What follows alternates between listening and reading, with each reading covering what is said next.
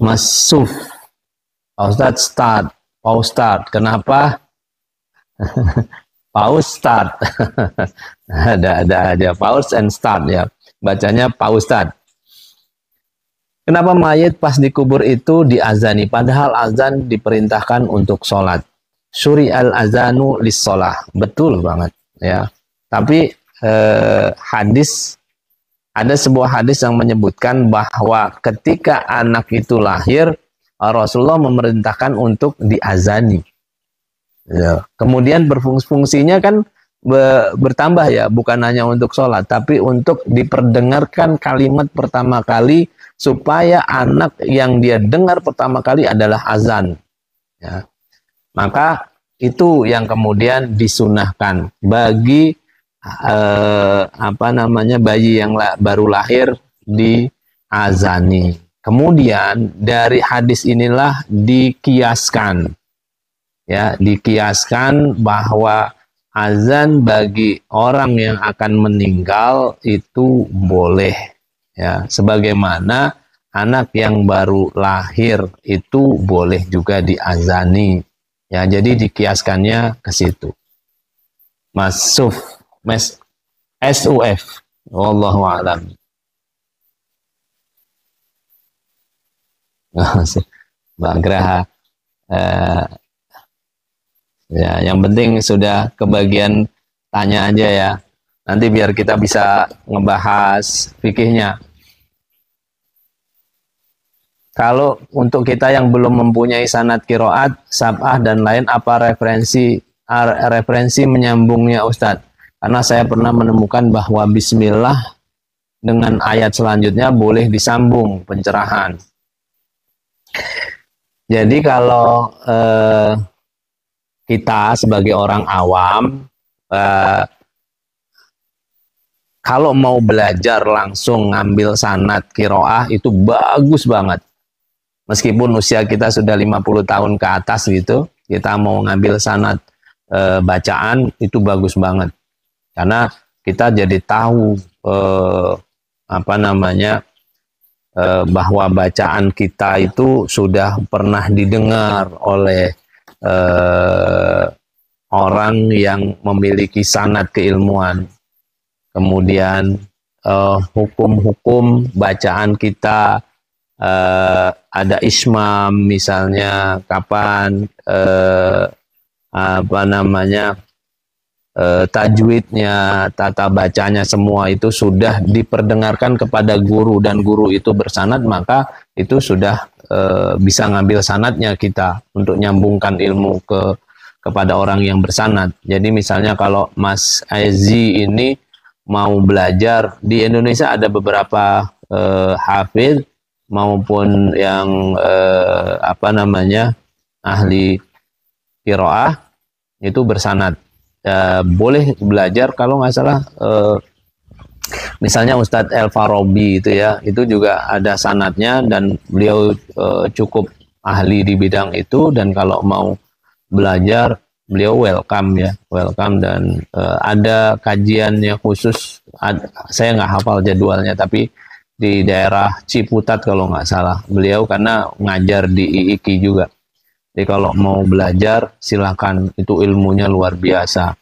Kalau karena saya pernah menemukan bahwa bismillah dengan ayat selanjutnya boleh disambung. Memang benar, ayat bismillah dengan ayat berikutnya boleh disambung tadi itu ya. Bismillahirrahmanirrahim, maliki yaumiddin. Bismillahirrahmanirrahim, ar-rahmanirrahim, maliki yaumiddin, itu disambung, itu boleh. Nah, itu ada beberapa ilmu ya, dan ilmunya ada di ilmu qiraah ya. Begitu Mas Aziz ya, wallahu a'lam. Terima kasih ini Mas Graha ya, mawarnya sudah nyampe. Tiap malam insya Allah, Senin, Selasa, Rabu, Kamis, Jumat ya. Kalau Sabtu Minggu opsional kalau lagi nggak ada kegiatan insya Allah. Tapi kemarin saya Jumat harus ngasih kajian, jadi saya nggak bisa hadir. Jadi kemarin Jumat, Sabtu, Minggu saya libur. Tapi insya Allah tiap malam, jam 8 sampai jam 10 insya Allah.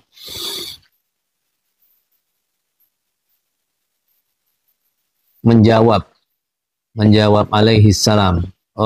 Izin bertanya, kalau lagi sholat menjawab alaihi salam.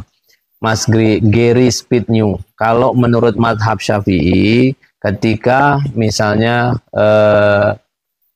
dalam surat Al-A'la yaitu Suhufi Ibrahim wa Musa, kemudian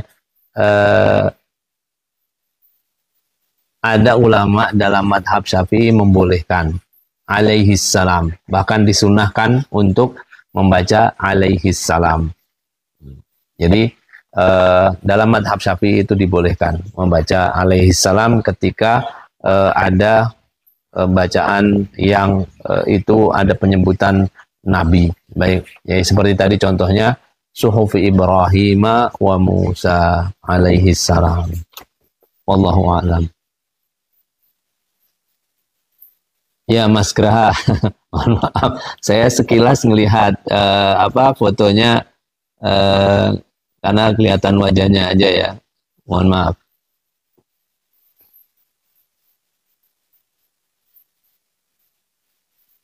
Pak Ustadz, kalau tetesan air wudhu dari tangan kita mengenai air yang satu ember itu jadi mustamal enggak?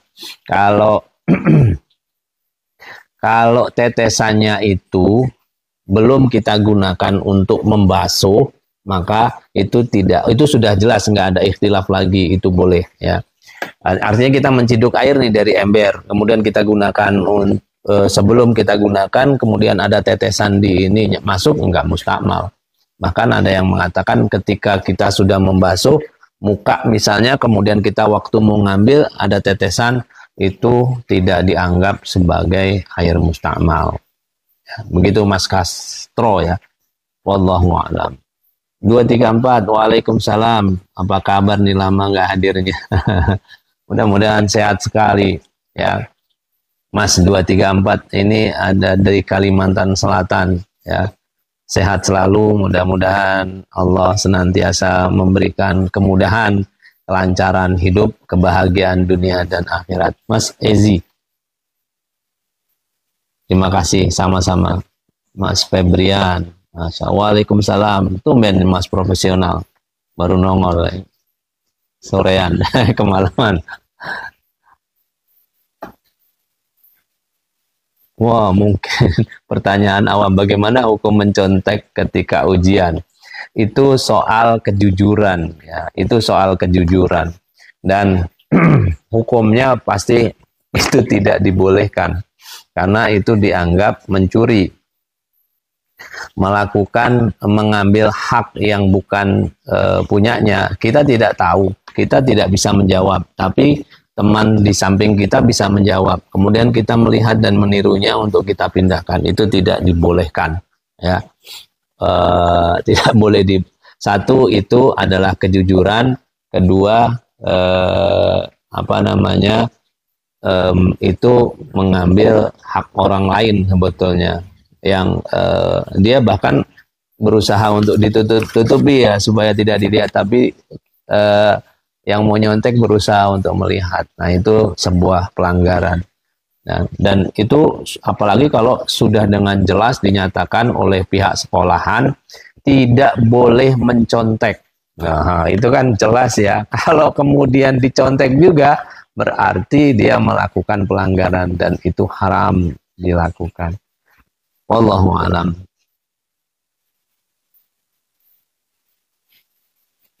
Enak di Malang apa di Jabar? Enak di Jawa Barat. Masing-masing punya kelebihan. Di Malang dingin, ya di Jawa Barat juga dingin. Ya, karena masih sama-sama. Kalau di Malang memang daerah pegunungannya full ya, dan udaranya masih ini. Tapi ya itu tadi ada plus minusnya, ada plus minusnya.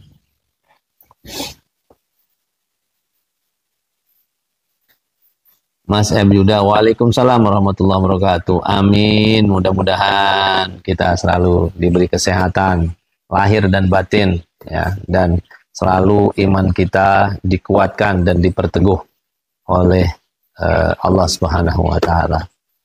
Salat menurut fikih Imam Syafi'i. Oh, kita sudah bahas lama ini salatnya ya. dari awal sampai akhir saya sudah sering ngasih contoh waktu itu ya. Jadi sudah berkali-kali malah saya mengasih contoh dan sampai saya meraktekin waktu itu ya. Kapan niat yang harus dilakukan ya, bersamaan dengan takbiratul ihram kita berniat.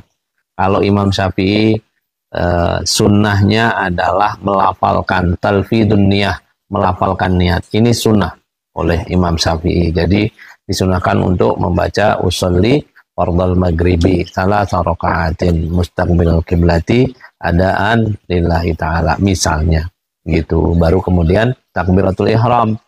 Takbiratul ihram yang diajarkan oleh Imam Syafi'i itu posisi ini telapak tangannya tetap menghadap ke kiblat.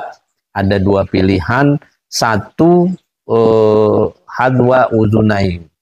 Jadi sejajar dengan telinga, dan Imam Syafi'i yang menjadikan patokan adalah telinga atas, bukan telinga bawah. Jadi pada saat takbir itu sejajarnya adalah ujung jari paling atas sejajar dengan telinga paling atas ya. Terus ada juga bisa juga hadwa mangkibaihi, sejajar dengan kedua pundaknya seperti ini. Nah, itu baru kemudian takbiratul ihram.